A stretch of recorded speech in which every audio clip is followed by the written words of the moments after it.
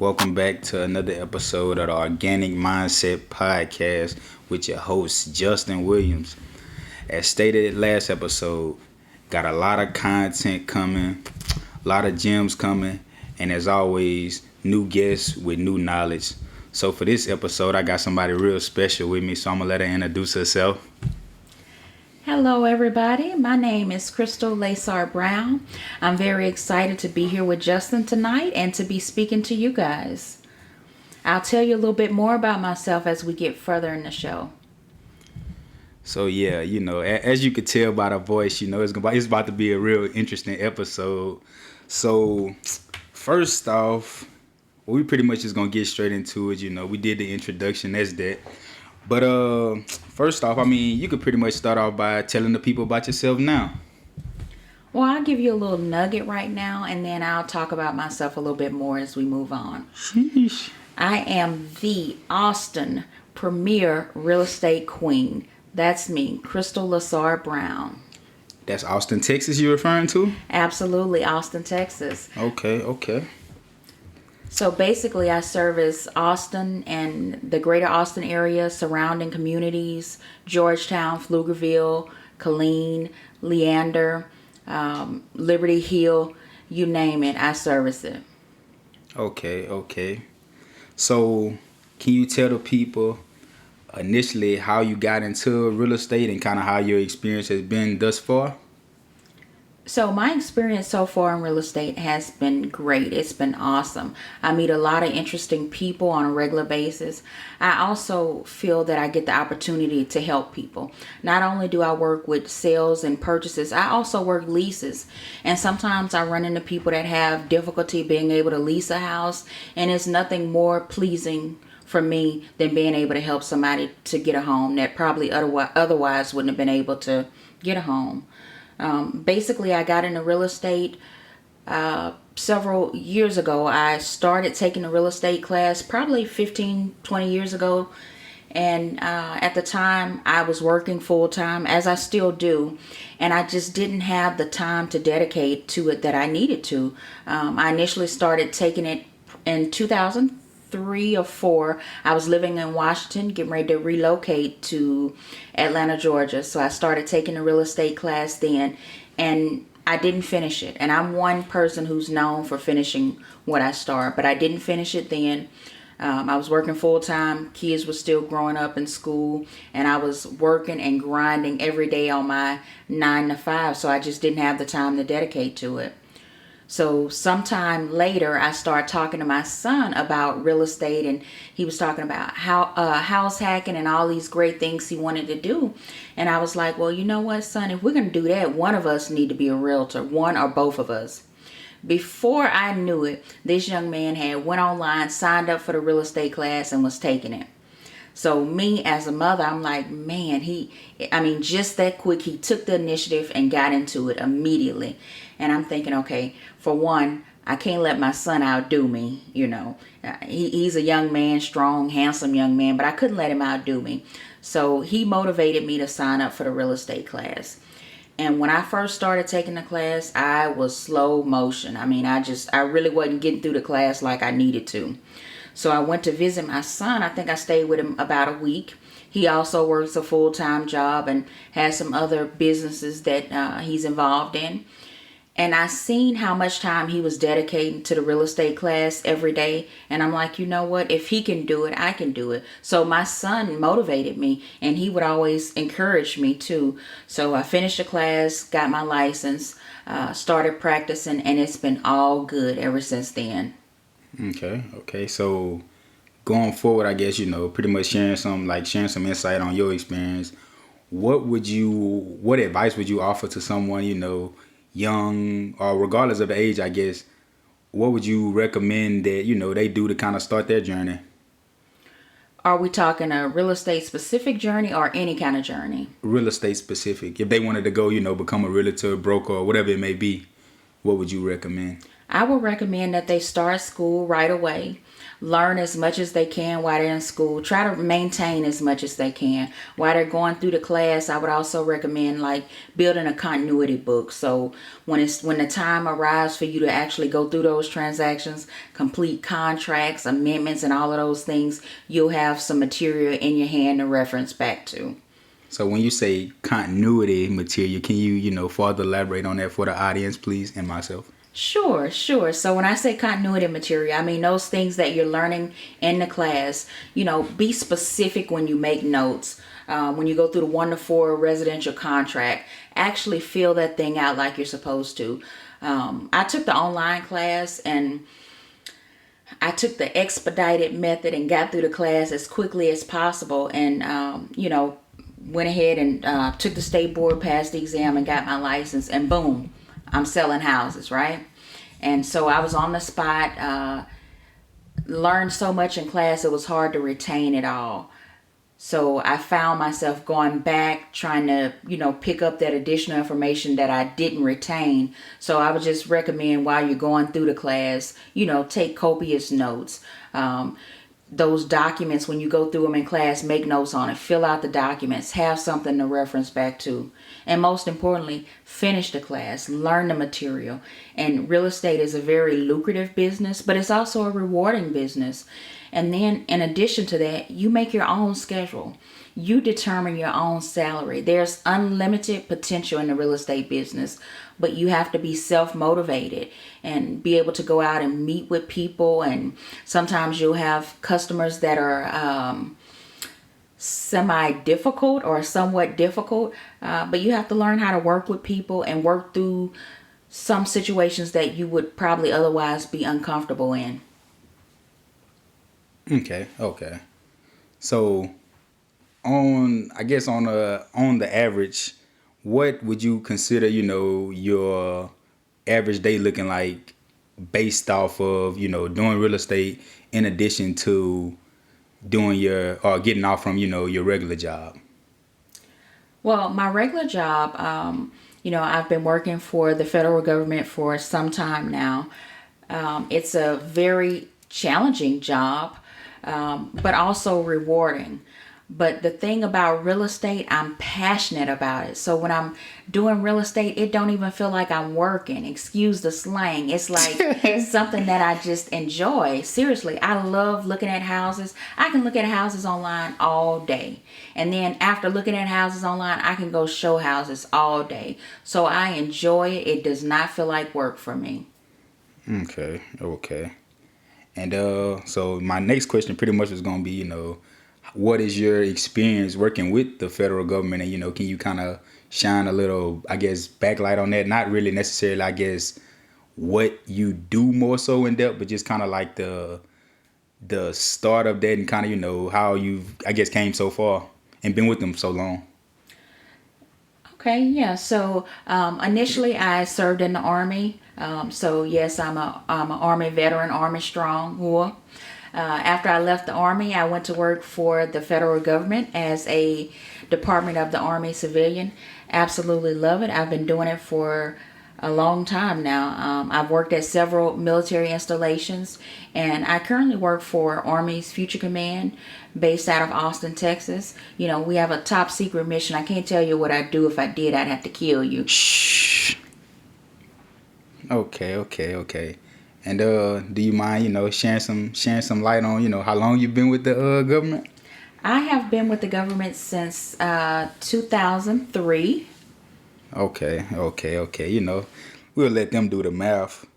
But okay, so based off of that, I mean, obviously, we're kind of, seeing that you're doing multiple things. So can you elaborate on what I guess multiple streams of income mean to you and how important it is? Sure. Multiple streams of income really help you to be more successful and to be financially stable in life. I mean, nothing in life is guaranteed, so it's always good to have a backup for the backup for the backup. Sheesh. Right? So that's why you need multiple streams of income. I personally have several streams of income, and so does my husband. We haven't always been as financially sound and secure as we are now, but life is good now. And it's good because we work hard. My husband's retired from the Army. He works a full-time job. I work a full-time job. I have the real estate business. We've got some other things going on. I know we may talk about those things a little bit later. Oh, So I'm yeah. not going to get into it right now. I appreciate it. Multiple streams of income is very, very important. It sets you up for holistic financial security. Okay. I completely agree.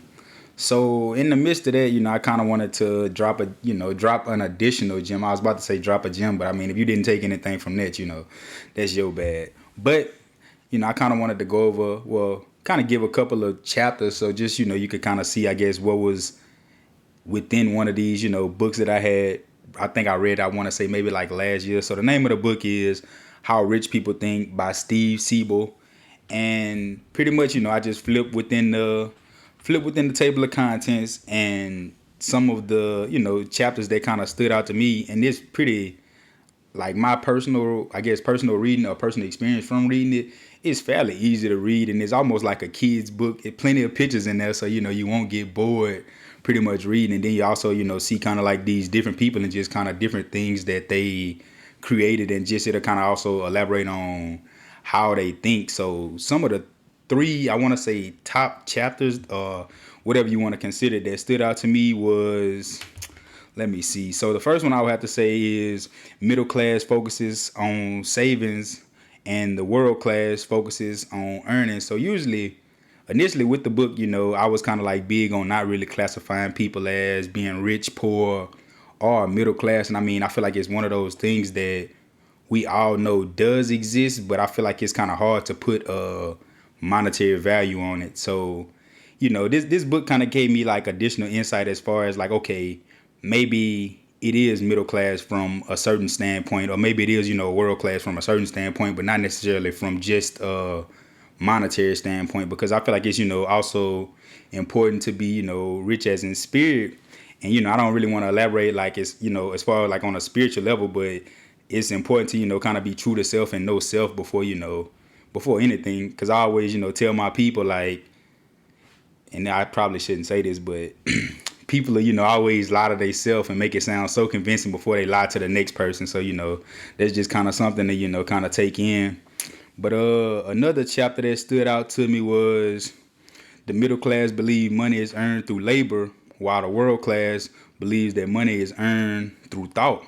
So it's pretty much, kind of how you always see different things on Instagram or whatever social media platform where they talk about, people become wealthy or rich by inventing or coming up with something that people need, and it's almost like, it's kind of like simple math in a sense. Like if you think about something simple as tissue or something like that, people forever got to wipe their butt. So, what I'm saying? If you make tissue and you make it, show and soft or whatever it may be, it's like, an inevitable thing. So it like constantly has to be made.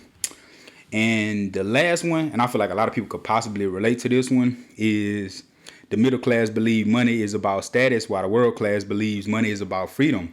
And I mean, you could take the freedom as you want to, or whatever you see freedom as, freedom to buy things or whatever. But I see it as freedom, in time. So freedom to pretty much do whatever you want to do. So if you have a family, freedom to be like, okay, well, I don't want to do anything today. I'm, going to focus on my family. So with that being said, how do you feel about the last statement? I'll repeat it one more time. The middle class believes money is about status, while world class believes money is about freedom. So how do you perceive that?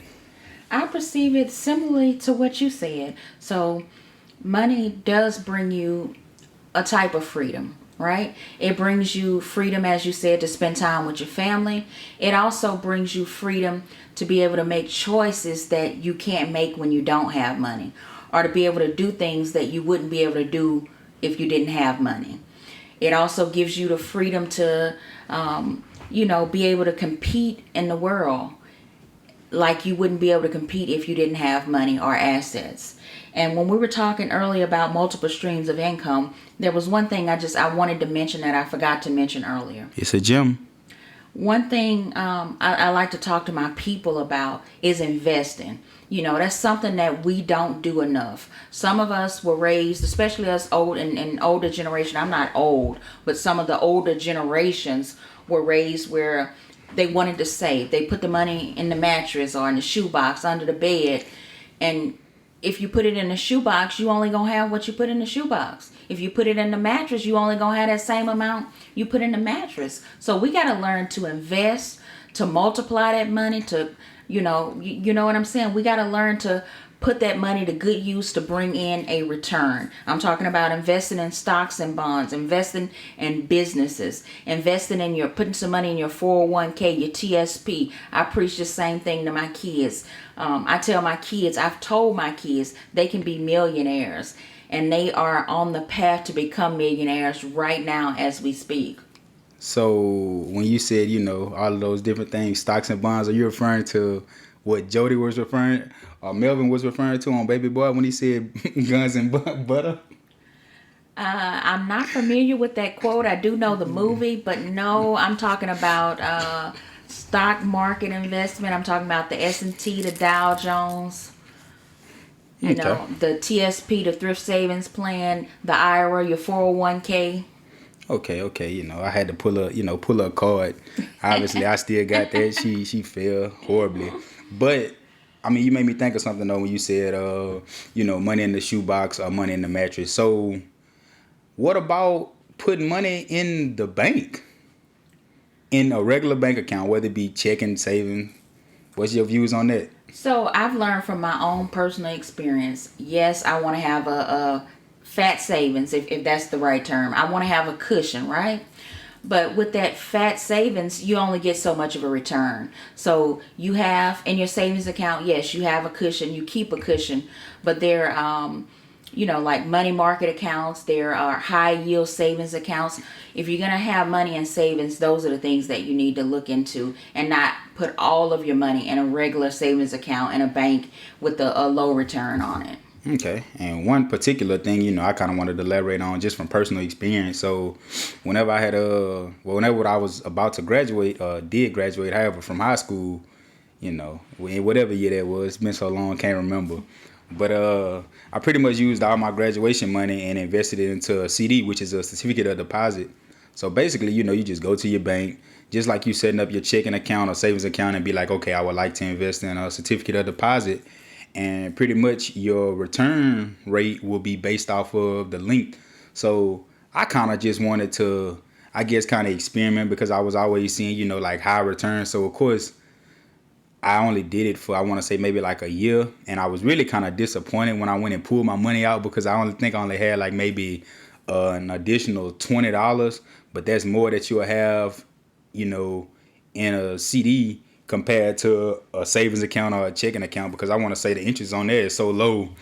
It's to a point where you almost, in a sense, kind of like not really lose money, but you surely don't gain any. So if kind of like in that situation, don't have, I guess, much money, but have a couple hundred, because I think I only had to invest $500, I believe. And you can always invest more, and of course, the more money you invest, somewhat the bigger return you can expect, even for a shorter period of time.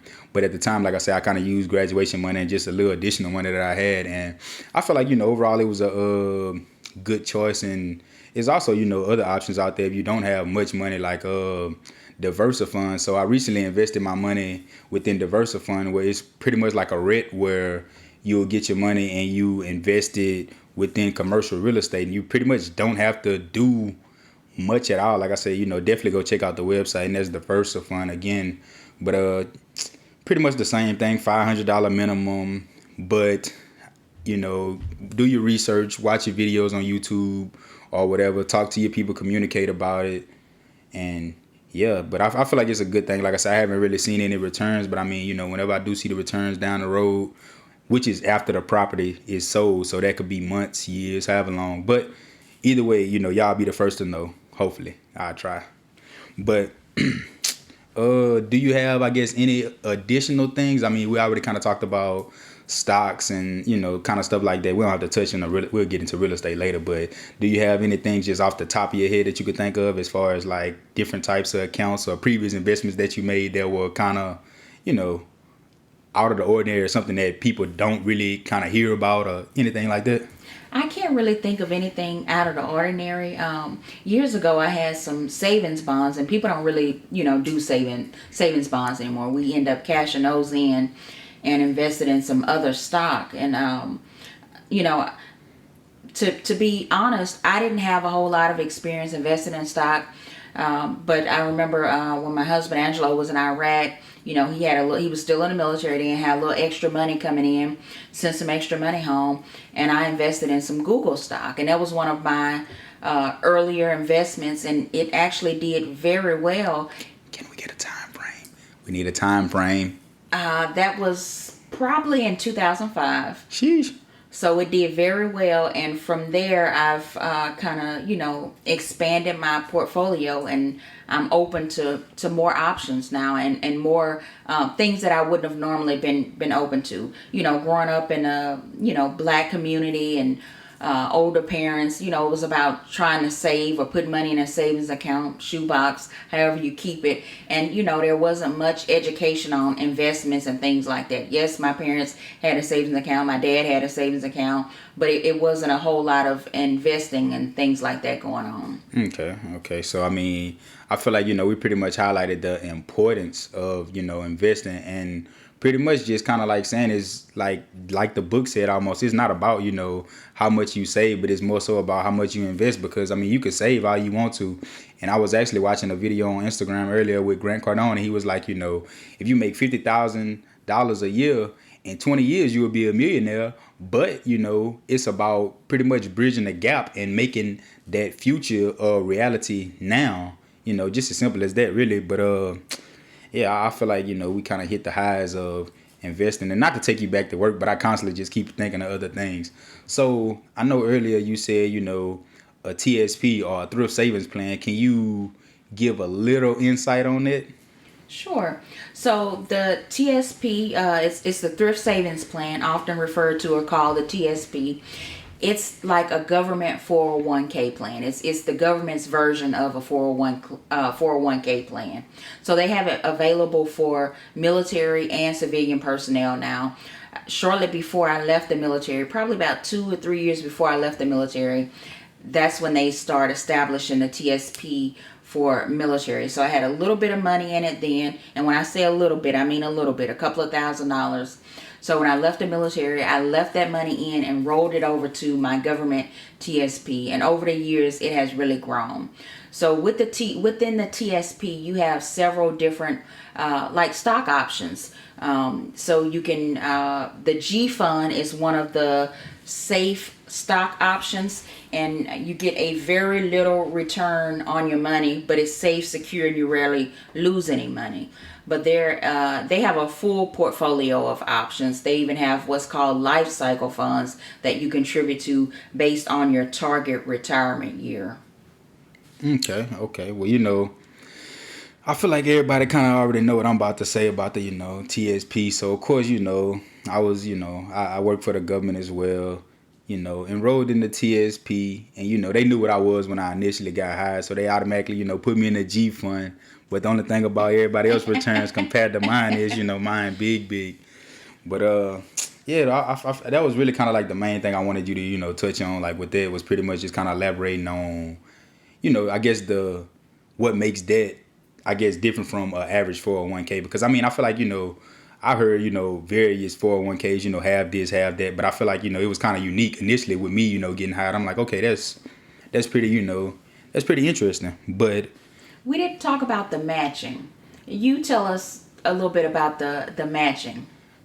So I really prefer for you to talk about the matching, because I mean I know about the matching, but like I said, I'd rather you prefer. Thank you in advance. So as a government employee, the first 5% that you contribute, they match it up to, or did I get that wrong? I think the first 3% that you contribute, they match it to 100%. The second 2% of that 5%, they match up to 50%. Yeah, that's correct. Yeah, so you get matching contributions on your money. So it's important if you are a government employee or if you have a TSP that you are contributing a minimum of 5%. If not, you're losing money. You're not getting your matching contributions. Correct. And, you want to make sure you minimize that, well, really maximize that 5%. In my case, I won't tell y'all who I work with. I just work for the government. But yeah, though, we have two separate, retirement plans or whatever. And of course, I feel like retirement is something that we just kind of, really don't look at in the sense. And I mean, just kind of based off, I feel like social media has a big impact on it. Like, yeah, you can retire early or you can do that, which is always an option. So not really knocking it, but you still have to think about current job benefits. That was something I was kind of like elaborating on personally, myself before, the conversation. I was like, okay, I want to pretty much go in because I've been, with my company, I want to say probably about a year and a half or somewhere around there. And it's still, I still haven't really tapped into all the benefits. Like granted, I'm investing or whatever and getting my nice returns, but I kind of want to, I feel like it's more out there for me to pretty much benefit from as far as, from a benefit standpoint. So that's something, I'll definitely make a mission coming up soon because, I mean, I'm honest with y'all, it's the Organic Mindset podcast. So, I might as well be real. But yeah, though, like, I feel like, investing my 5% or whatever, I feel like I have gained a nice amount of return on my initial investment. And then with my particular company, they pretty much match, I want to say another 3 or another 5%. So it's pretty sweet. You could do the math, and then this coming out of every check or whatever. And sometimes it's just exciting to just go in there and be able to look at it. And of course, just like any other 401k or whatever, you can always borrow from your money most of the time with a lower interest rate. And as far as pulling out all your money, of course, you could do that too, but just be prepared for the penalty. And when you think about a large amount of money like that, I want to say the penalty is maybe like 15-20% or something like that. 25%.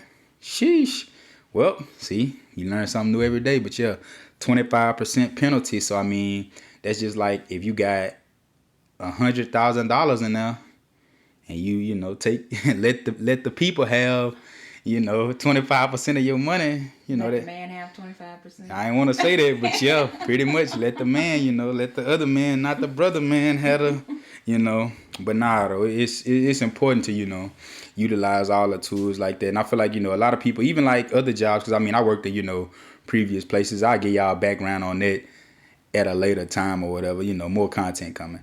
But yeah, I, worked at a variety of places, and pretty much everybody has had something where they, compensate to their employees. But it's all about, as you being an employee, taking advantage of the various things that are out there. So yeah, that's all I have for that. So do you have anything else kind of, benefit wise? Not benefit wise. We'll talk about other investments later, I guess. Okay. I mean, if you have something else, because we already kind of hinted at it too many times. So eventually we'll get on, real estate. But do you have anything else as far as just outside of real estate? No, nothing I can think of. Okay. So my next thing is, so, I know you kind of, I guess kind of, gave the people the journey, the lead up or whatever, the build up, I would say, as far as, being a realtor. But as far as, rental properties, how did you initially get into rental properties? Well, I initially got into rental properties by default. So we relocated. We had a home that we owned in Hampton, Georgia, which is south of the ATL, south of Atlanta. So we relocated and we rented that home out. I've had great experiences with it. We've had it for years now, and it turns a good profit every month. So that was the basis, or the initial rental property that I started with. I saw the benefits of it, just the benefits of home ownership, the benefits of having rental properties in general, and I expanded on that. And so we have a couple of properties now. I'm actually looking at some others. I was having a conversation with my son, and he was telling me that, he was looking at getting a duplex and now he's got me looking at those income, those residential income properties. I'm really leaning toward a duplex or quadruplex now. I think that would be a good source of income and a good investment. Okay. And just to kind of, shine a little light on that. So I originally had came across the term, well, my initial reason was, kind of like I'm heavily in tune, like I told y'all last episode, heavily tuned in with a lot of different podcasts. And, I'll definitely, be going and sharing my experiences and sharing just kind of my views on some of the podcasts that I tune into. So hopefully, just hopefully, y'all have some of the, same, I guess, kind of like same thoughts as me and be like, okay, well, let me go, tune into that little 30-minute or, hour podcast or whatever.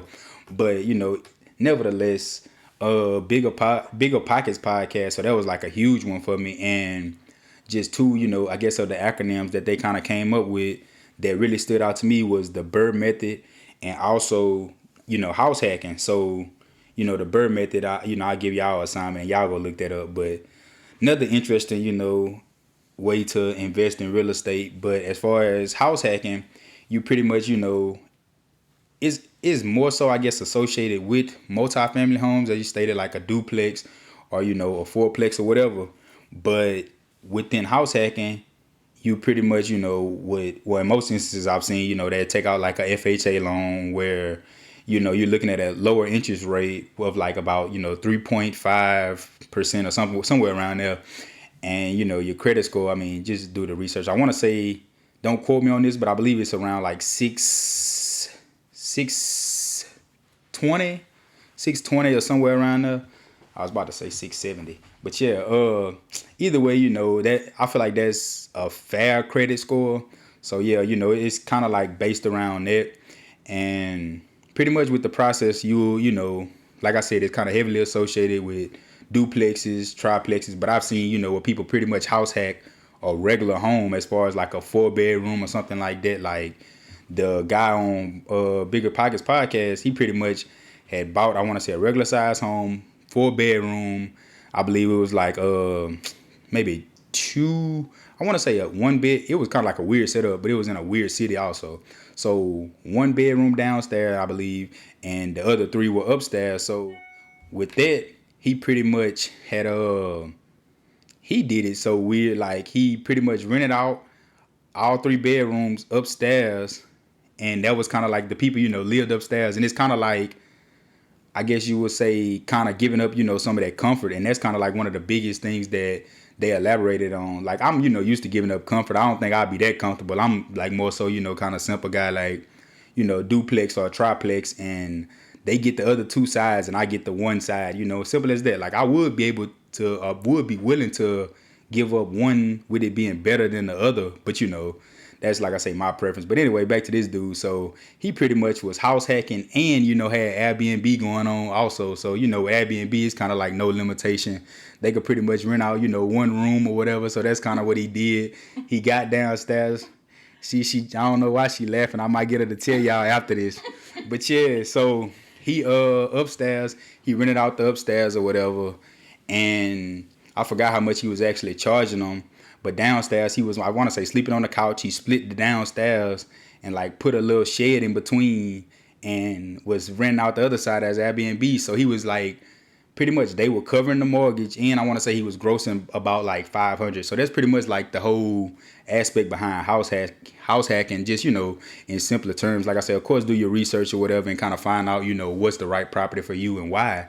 But pretty much, in many instances, the goal is to pretty much have it where your tenants are covering the rent. Sometimes you might profit, sometimes you might not. But like I say, the goal is to cut your expenses as big as possible. Because like I said on the last episode, and I got it right this time, your 2 biggest expenses, car note and your mortgage. Last time I said, phone bill, my guest said party habits. But yeah, that's the 2 biggest expenses. So I feel like if you could cut those and, get some of these assets that we're discussing to cover those liabilities, passive income specifically, then you'll be, in a good situation. But yeah, I think I want to get my guest to tell y'all why she was so joked out when I said that craziness. So speaking of Airbnbs, there's this young man that I know sitting across the table from me. He's kind of frugal, he's a saver, right? So he had this great internship where he's now a full-time permanent government employee. But while he was going through his internship, he was living down in Baton Rouge part-time. And he had a apartment in Natchitoches, so he didn't want to spend too much money. And he was like, well, I think I'm going to stay at a Airbnb. I got an Airbnb. I was like, okay, yeah, that's a good idea. That save you some money. So I thought he was renting out an entire Airbnb. He rented a room from somebody at an Airbnb. So the joke was, you better lock that door when you're in that room at night. So this young man is frugal. Somewhat, I like to, spend a little bit, but that's gonna kind of almost lead into my next subject after after I say this part. Like, I feel like, it's really kind of with house hacking. I feel like one of the biggest things, in short, is pretty much kind of delayed gratification. Is the fact that you can afford to possibly buy a house, but why not grow eventually that passive income where it can cover that. I wouldn't even like. I kind of, my views on how on a house have changed recently. I mean, but after being in an apartment for 15 months, I'm kind of like, okay, my money's pretty much going down the drain. So it's like, now it's time to, invest in a house.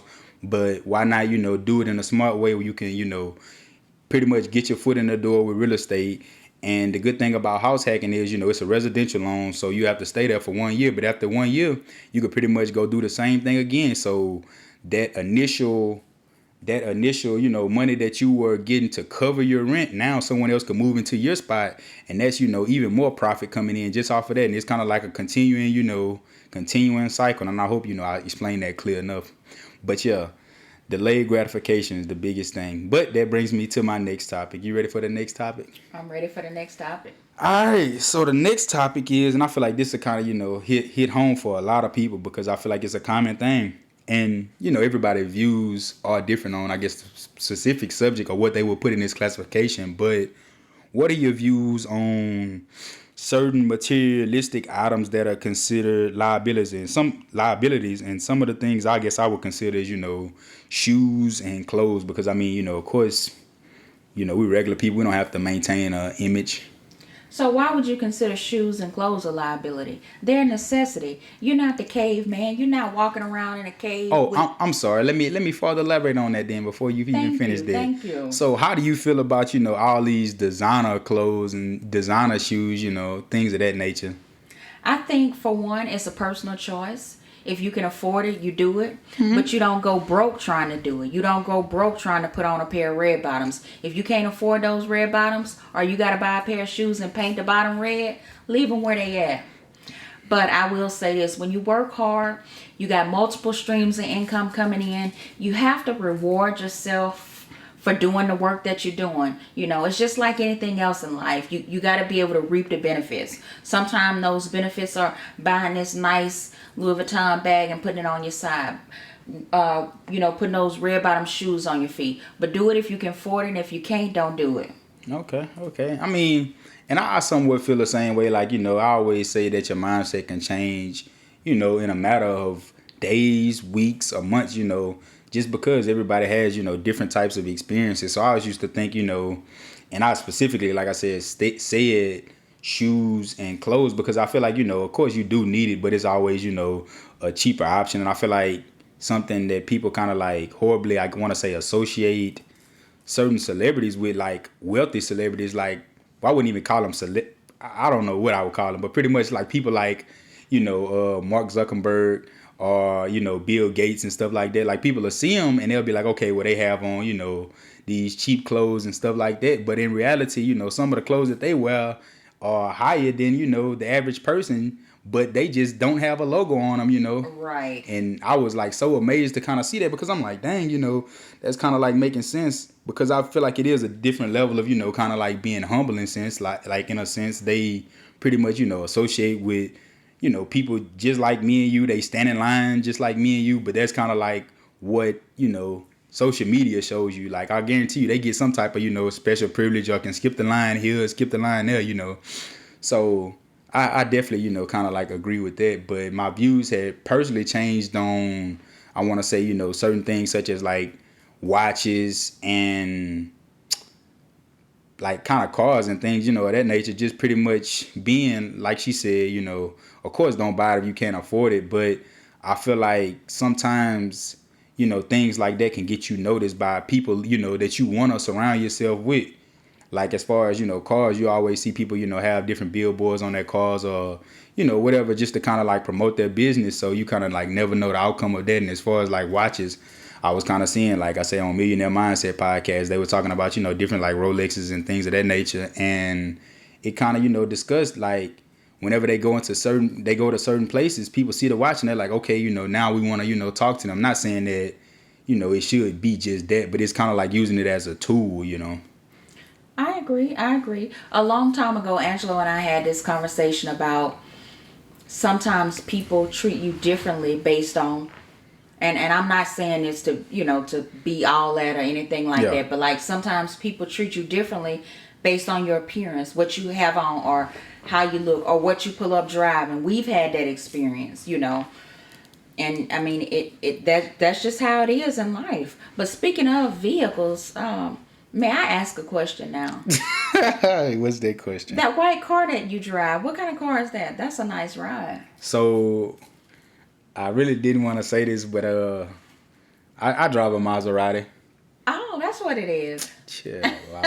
So yeah, I drive a Maserati, but I mean, you know, sometimes like I say, it's you know, not to knock it or anything, because like I said, I love the car, and you know, a lot of people know the name, but you know, like I had said, you know, I work a, you know, regular 9 to 5 or whatever. It's just kind of about to me, really kind of, you know, prioritizing and kind of getting the things that, you know, you want in life. Like, granted, I could have went, you know, so many other options, and pretty much, you know, I've had different, I guess, thoughts about it. Not saying I regret my car or anything, but I was just like, man, you know, I could have pretty much, you know, waited to do this, that, and other. So I pretty much, you know, try to practice what I preach. So whenever I say, you know, delayed gratification, I definitely, you know, stand behind that. And that was kind of one of those situations where it was like a rational, pretty much rational decision. You know, I could always be like, and y'all probably thinking like, well, you know, it's not too late to go trade it in or this, that, and other. But I mean, it's mine now. You know, I might as well keep it.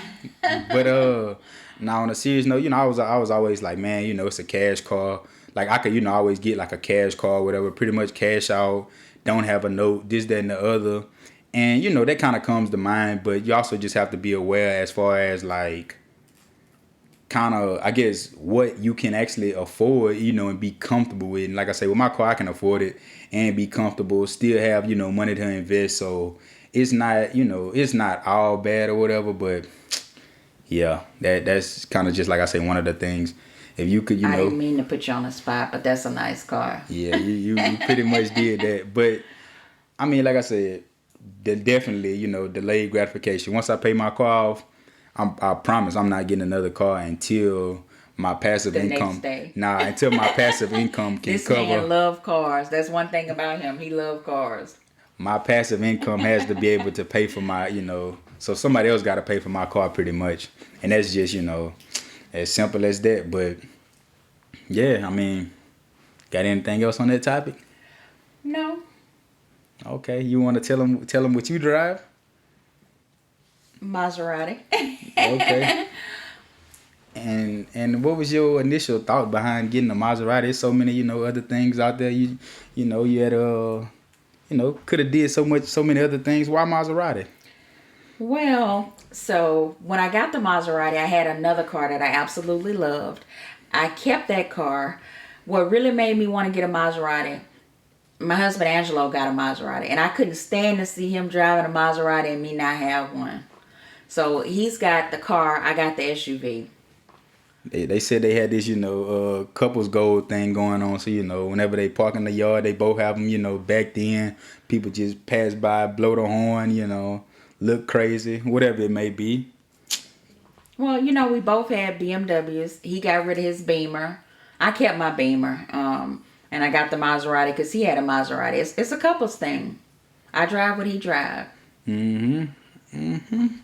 So, you know, pretty much kind of, and this kind of like not even off the records, but this kind of, I guess, you know, hitting on something else. So, you know, with y'all, you know, of course, like I said, you say you married, of course. So I guess as far as like views on working and kind of like bank accounts and stuff like that, what's your personal opinion on that? Because I feel only reason I really asked that is because I feel like a lot of times couples, whether married or not, of course I feel like just the boyfriend and girlfriend probably might look at this different, but as far as like another married couple, whether they be young or whatever, what's your take on that, and kind of like your personal views to get you to the point you are at now? I would say over the years, my personal views have evolved. Like right now, at the point we are now, and for the past so many years, we've been like hashtag Team Brown, right? So what's mine is his, what's his is mine. Before that, we had this little joke, and me and him would like joke about it together. It would be like, what's mine is mine, and what's his is ours. But now it's we join at the hips. But yes, when we first got together, I maintained a separate savings account, separate checking account, and I had to be added on each and every account that he had, credit cards included. But over the years, things have changed. We've evolved. It's like hashtag Team Brown. We're in this together now. Okay. So like I guess for I guess I mean you kind of already explained from a marriage standpoint. So if you were talking directly to a younger couple or just people dating, they don't even have to be a couple. I guess you kind of put those together. So if they going out for if they going out on a little date or something like that, and I'm gonna tell you everything that they doing too. So boom, they gonna start it off. Let's see what they gonna do first. They gonna start it off. The dude gonna go pick the girl up, because it's only right, or the young woman. I'm sorry, the guy's gonna pick the young woman up, and they gonna go eat first. They gonna go eat, nice little dinner. So he this is his first date, so he kind of want to do it, big. So he gonna take her to Ruth Chris. Okay, so when that ticket come out, how do you feel like that should be? Well, first of all, I think that young man should have took her to Ruth Chris. He wanted to do it big though. What kind of job he got? He worked for the government. He worked for the government. Okay. As long as he's not my son, then no.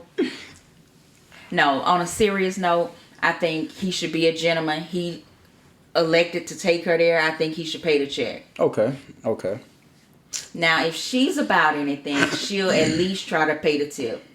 Okay. I feel like that's a little nugget right there, because that still mean a lot, She need to at least pick that purse up and dig in there like she gonna try to pay the tip. If she don't attempt to pay the tip. Yeah, I had seen a little video the other day. Dude was like, yeah, when my girl with me, she ain't even gotta read the ticket. And that boy read it out to her like. That's a good one. But yeah, though, I'm taking tips from that, man. No. Okay, so after that, they gonna go to the movies. Who paid for the movies? Whose idea was it to go to the movie? It was a mutual thing.